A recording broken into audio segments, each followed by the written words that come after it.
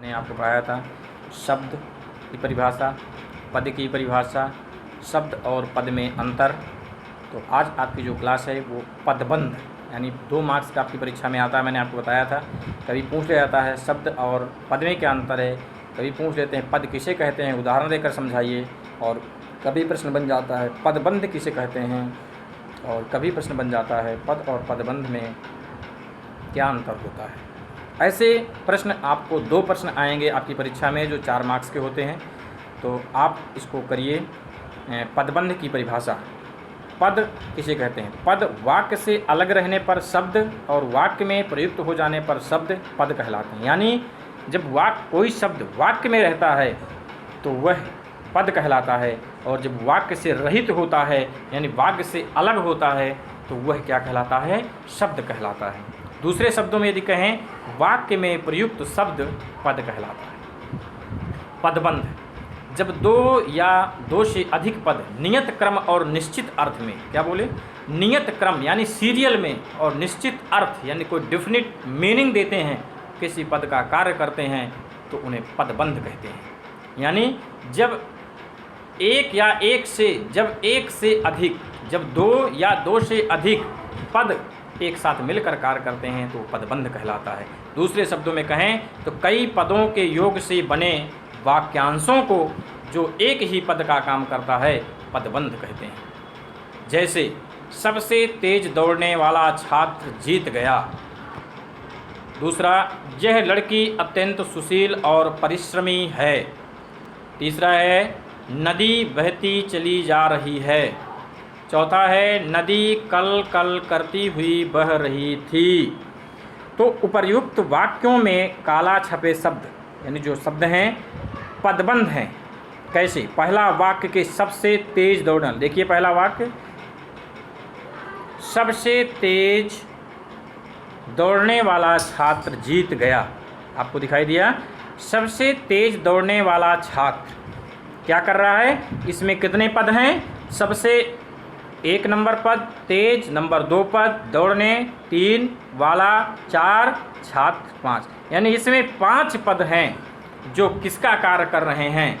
सबसे तेज दौड़ने वाला छात्र जीत गया। ये 5 पद हैं किंतु वे मिलकर एक ही पद का कार्य कर रहा है। वह पद क्या है? संज्ञा का कार्य कर रहा है, यानी नाउन के विषय में बता रहा है, संज्ञा के विषय में बता रहा है।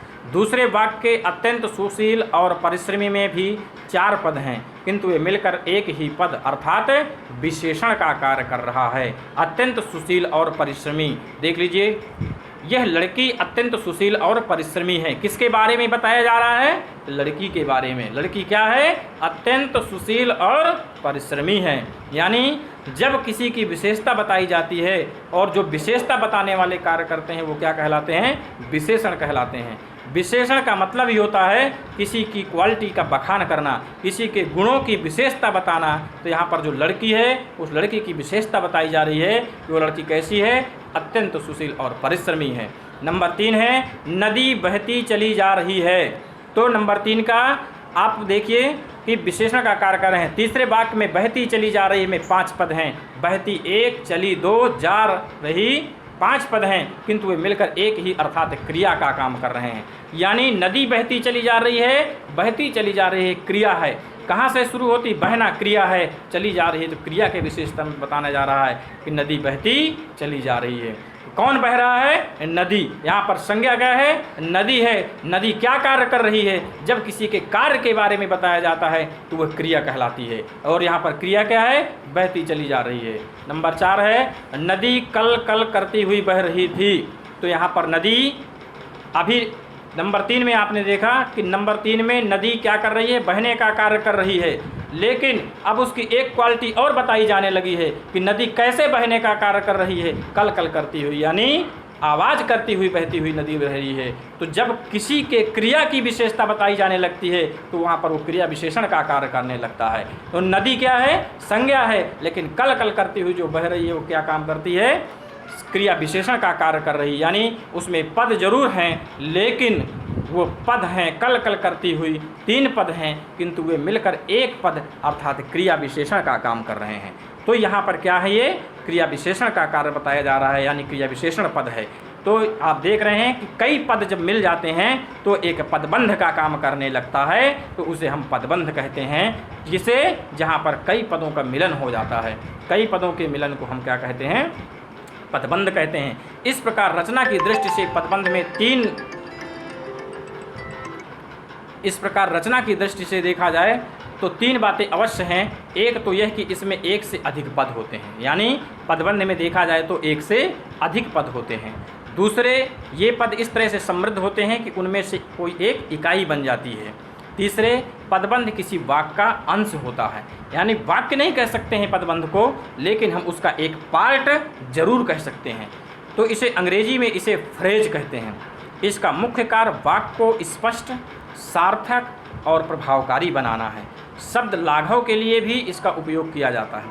खास तौर से समास, मुहावरों और कहावतों में ये पदबंध पूरे वाक्य नहीं होते हैं, बल्कि वाक्य के टुकड़े हैं, यानी वाक्य के सेंटेंस के पार्ट होते हैं, किंतु निश्चित अर्थ और क्रम के परिचायक हैं, यानी एक डिफिनिट और मीनिंगफुल सीरियल के ये क्या हैं, आइडेंटिफाई करते हैं।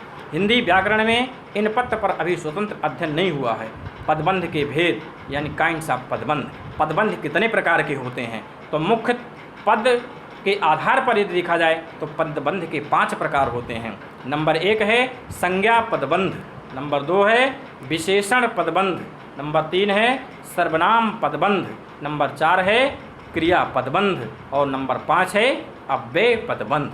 तो ये पदबंध आपके 5 प्रकार के हैं। जैसे आपने शब्द को पढ़ा, शब्द के भेद पढ़ा, आपने वाक्य पढ़ा, वाक्य के भेद पढ़ा, संयुक्त वाक्य, मिश्र वाक्य, सरल वाक्य, तो इस तरह से आपको जो पद पढ़ें, पद में और पदबंध कितने प्रकार के हैं मैंने आपको आज बताया। आपकी अगली क्लास में इसको आप नोट डाउन करिए और इसको कल करिए।